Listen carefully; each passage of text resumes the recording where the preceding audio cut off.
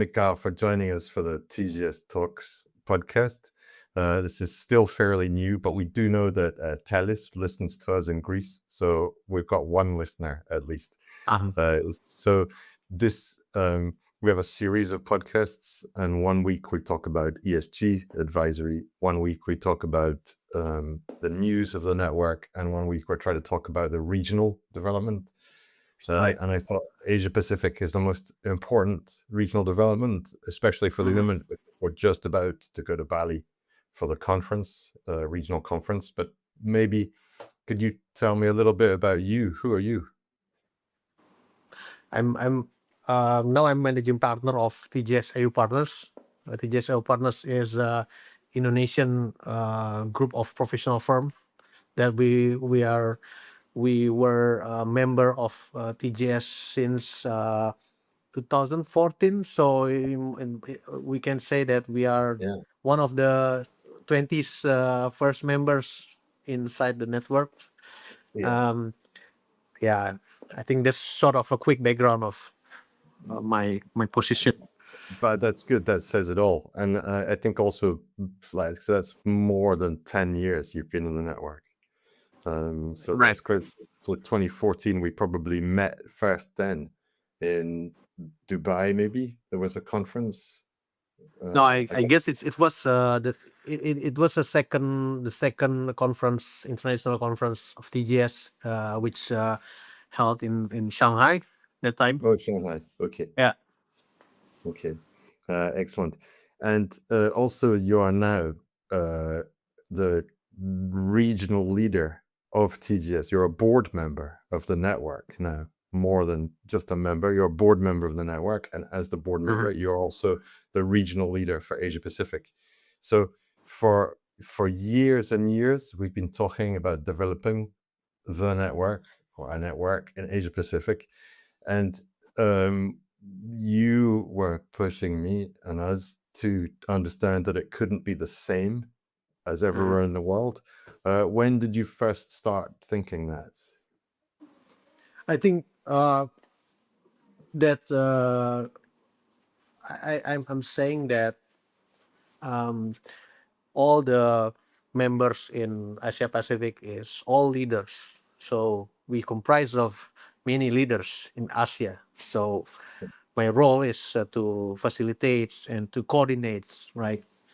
So I think when we came to the current strategy in Asia Pacific, we don't want to be a network that like the another one, or like the traditional one, or the first version of TGS. We have been evolved through many versions of TGS and its strategy. So we want to be that. I think we want to build a community, an organization that driven by the interests of its member. I think it comprises of two: one business and another one is quality professional developments. I think that is the backbone of the professional network, which is a quality and professionalism. But of course, we are aiming for developing the business together. So I think that's the principle of. We don't want to be a network that just want to just a simple directory of firms, or a network that is copy paste of another network. So there's so much in what you say there, and I think it's exactly how I think that's why we've been getting on so well, is that the idea is that it's not a directory of members. You're right. And you're right. Everybody in the network, the firms, everyone's a leader, so like they want to be helped to help us as well to move forward. But also I think that notion, you said it really well, is that the environment is changing. So like to stay the same as a network, we have to change. You have to accept a certain amount of change as things are different. So in Asia Pacific particularly, what do you think have been any misconceptions that we've had from the center of the network about Asia Pacific? What's different about you? I think this is relevant for not only for the professional firms realm, but also for the business sectors that might have a misconception of having the right strategy in one region, like maybe the strategy that they have been successful in Europe or in America, and to bring it just implement it in the Asia Pacific region what works, but it turns out it will be a different approach that most of business must take. So yeah, it's we cannot. I think that this kind of misconception using the one strategy for Asia, because Asia itself, I think it's comprised of many regions. We have Southeast Asia. We have a big country like China, like India, like a big economy like Japan, and both those countries, even like Australia, New Zealand, and Pacific Islands, they all have each business traits, characteristics. So, uh, but I think most of the general or the common character is we build business on the relationship first rather than transaction. So I think that is one of the uh, reality that we must face in this region. Yeah, that's amazing. Just hearing you list the countries and areas involved in Asia, like we say Asia Pacific, like it's just one place, but when you talk about, China, Australia, and Indonesia, it's a Right. lot of people in a lot of different places. And I hear you as well. I really the what I've learned from the conferences we've had with TGS is that it's Mhm. really relationship driven first, isn't it? It's really, Right. the relationship first and then business after.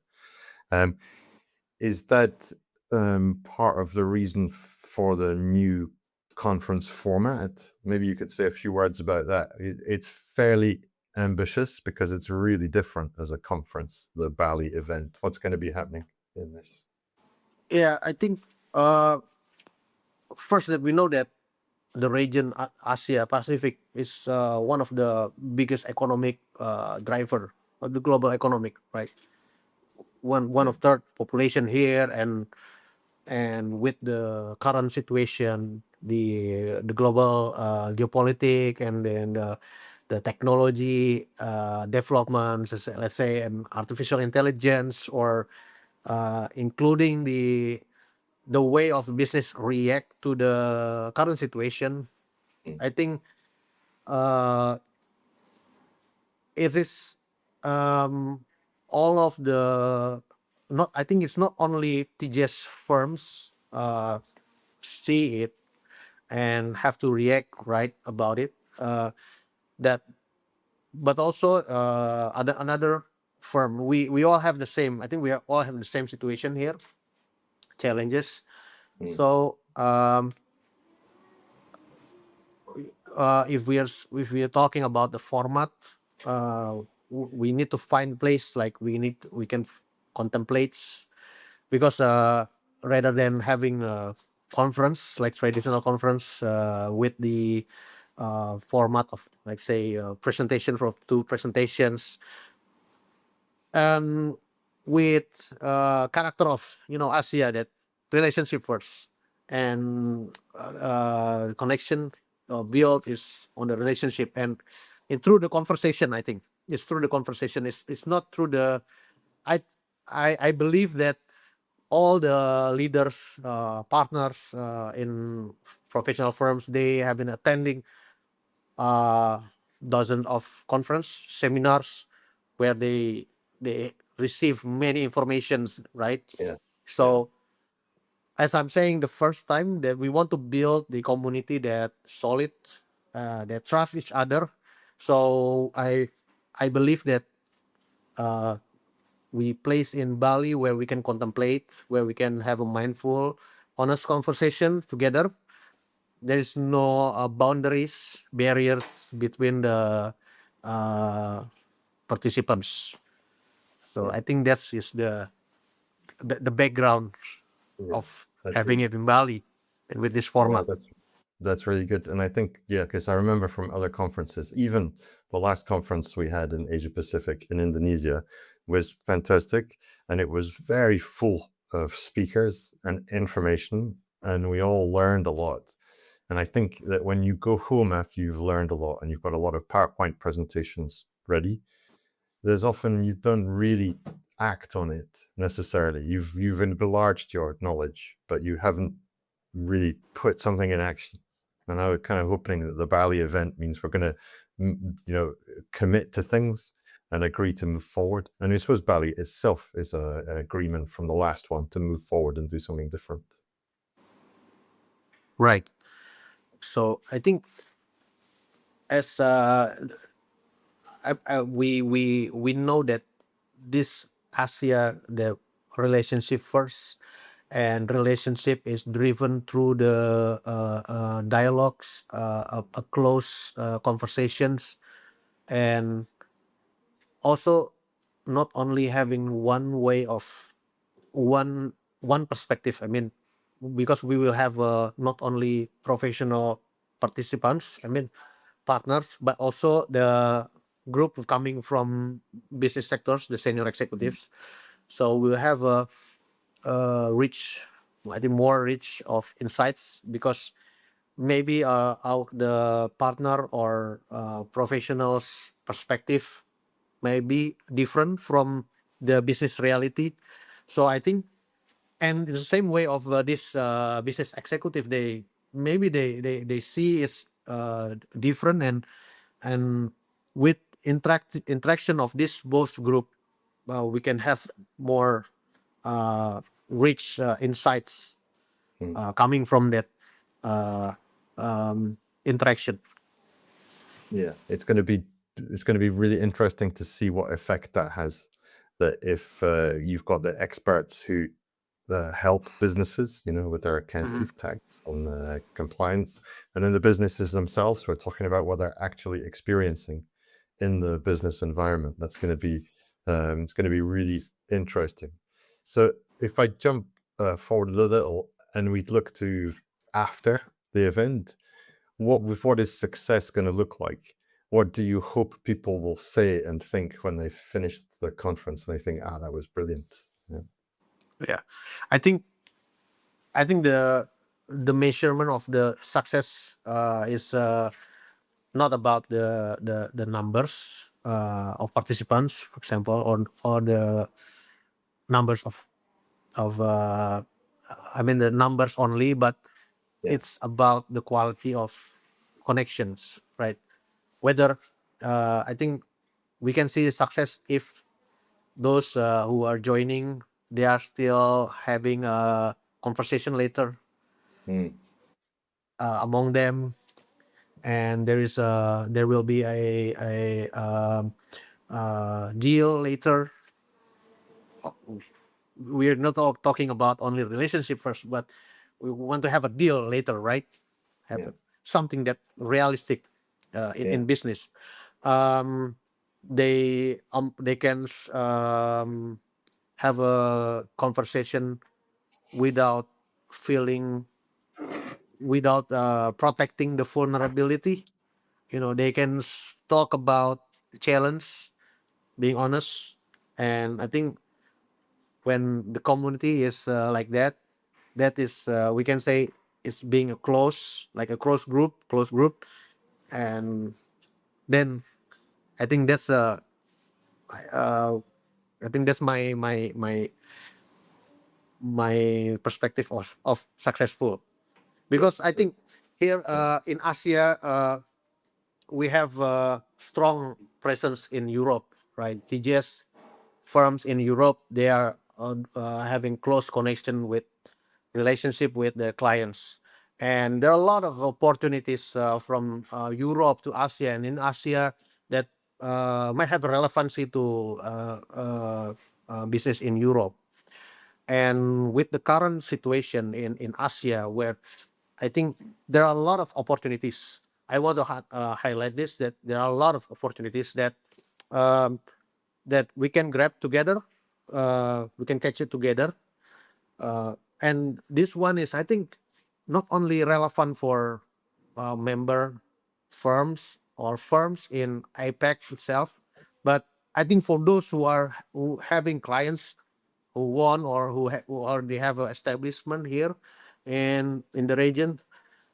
I think it's one way that we can we can uh, what is it? What is it? To increase Yeah.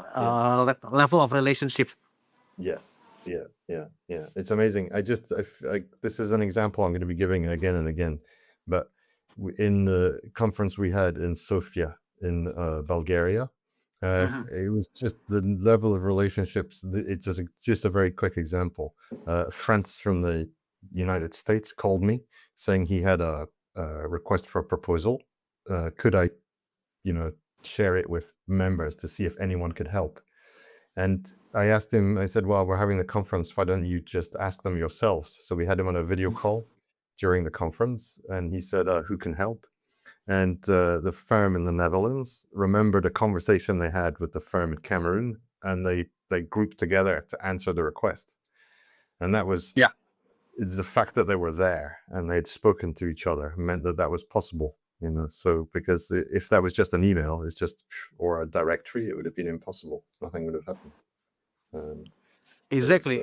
Even it's better, I think, that a presence to be presence there and to have a real in-person connection. Rather, yeah, yeah, sometimes it can change a lot in my experience dealing with clients coming from another countries in the region. So when we only have like this through Zoom, yes, it's effective, it's efficient. But when we have like in the same place, we can, you know, getting know more and build trust. I think it's more quick, yeah, more absolutely. effective, Yeah, right? yeah.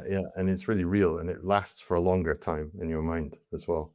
Exactly. Something I wanted to ask you, Mikhail, you said that in part of your documentation, you said, we're answering the question, how can professional service firms stay relevant, right? Mhm. What did you mean by that? And what's your answer? It's a big question, I know. Yeah. It's a hard question.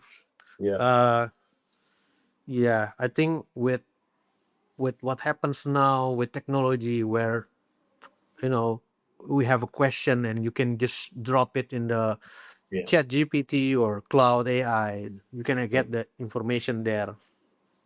Even even they can have sort of advice mm, us, right? So I think it's it's not about the same level of service for the clients and for professional firms to be relevant, to mm, still stay relevant in this time, that uh, we can say that, like in rally, like in rally competition, car yeah, rally, have a, what is it, the driver and someone beside him, yeah. The co-pilot, yeah, co-driver, yeah, co-driver, that say that, oh, I think with the, I don't know, in rally, maybe they, I don't think Google Map can do it, right? The technology can do it. They know that, oh, there will be a corner 50 mm, meter, 100 meters. But I think one that still relevant is judgment, right? When you have yeah, to slow down or when you have to uh, full throttle, right? So accelerate, and that kind of professional judgments is still, I think that one is yeah, stay, make us stay relevant. And we are not yeah, only selling the information, because information is ready everywhere, clients can mm, access it, but judgment has become the, what is it, the advisor of the decision making process. And that is about yeah. this conference, I think, to help all the Right. participants making the right decisions. in this situation. Yeah. That, that's really good. Yeah, because you're right, you can get an answer from AI and you can understand intellectually, but can you put it in action? Do you know how to run it? What's the judgment? How to do it? What's the best way? Yeah. That's really excellent. Yeah. And um, another question, which is a kind of more about the project itself. I mean, the project of TGS Asia Pacific, right? Mhm. Running that project on top of what you already do for your business in Indonesia. What was the point where you thought, yeah, this is a good idea. I can do this. I can be the leader of TGS Asia Pacific. What was the moment that made you think that that was a good idea? I think uh, if I remember that, um, I've been with uh, different group, different networks. I've been working with clients around, coming from companies coming from region, company coming from China, coming from Japan, India, even the neighbor Australia or Malaysia, Vietnam, all the neighbor in Southeast Asia. Um, I have the perspective that there's something that we can adapt. We are adapting that to this reality and to the experience and having a conversation. I think it's not it's not 100% from me, from myself, but I think it's our interaction, Andrew. I think with you and with the former president, Mark Zadang, right, and all the TGS members, the interactions, and having heard, listening their aspirations and these clients' needs, that we have a lot of opportunities there, and it's just about finding way to meet these two members' aspirations, the global strategy, and then the clients' needs. So when we can, connect these three together, I Yeah. think that's it's pretty much about, again, interaction, and just a nights of contemplation. I think Yeah. contemplation Yeah. through my, yeah, Yeah. before. I think that's really well said, and I think you answered the question in uh, a very clever way, because it's true that the idea about the network itself, like there's a notion of like titular leader. This is the leader of, but what you're saying is that it's an excitement to be part of something. You're part of the group, and because everybody wants to achieve the same thing, it's going to work, and that's the power of it. It's not there's someone not someone up here who's deciding everything, but we're all moving with the same energy to move forward. And yeah, that's why I like the project as well. It's for that. And one last Right. question for you. I would say that, like, if anyone is listening to this podcast, or if I send it to someone who's a prospective member for or a client, uh, what would you say to them about Bali in July? Should they come? Yeah, I think, if I think this is my message. If you think that the industry is changed faster, quicker now than what we think before, I think you are not alone, right? We are not alone. I think everybody, everyone in the professionals, in accounting, in law, they, even its business sector, we all feel the same. And if we have questions like how AI will change our profession, like your questions before, we are not Mm, alone. mm, If we are looking for how to build our practice to stay relevant in this current situation in the next 5 years, next 10 years, I think you are not alone. uh, Bali is, I'm not saying that Bali is an answer for all of your questions, but it's about connecting and building a relationship with people who might have the same questions, face the same questions, same challenge that you are facing now. I think Yeah. in the mid of this quick change dynamic situation like current, um, one of the valuable assets for us as a leaders is the right community, and I think that's what we are trying to build here, right? What the TGS want to build here together with our friends is a strong community to help you um, solve those challenges, and that's That's why you have to join our Bali events, the retreat. thank you. Thank you, Mikael. Well, anyway, I'm really looking forward to being there, and we'll do another podcast when we can talk about what a great success it was after the fact. But that's really good, and I think that's really I've never heard it so clearly that like if you think things are going fast, the rally car example is a good idea. You think, oh my god, this is fast. We're all thinking the same thing, but we can deal with it together. That's excellent. Um, okay. Right. Well, thank you very much, Cal. I'm going to let you go just now, but thank you for spending time with My me pleasure, this evening. Andrew. Thanks for having me. Merci beaucoup, and I'll see you really soon, Mikael. Catch up with you Yeah, in the flesh. sure. Bye. Bye bye. Au revoir.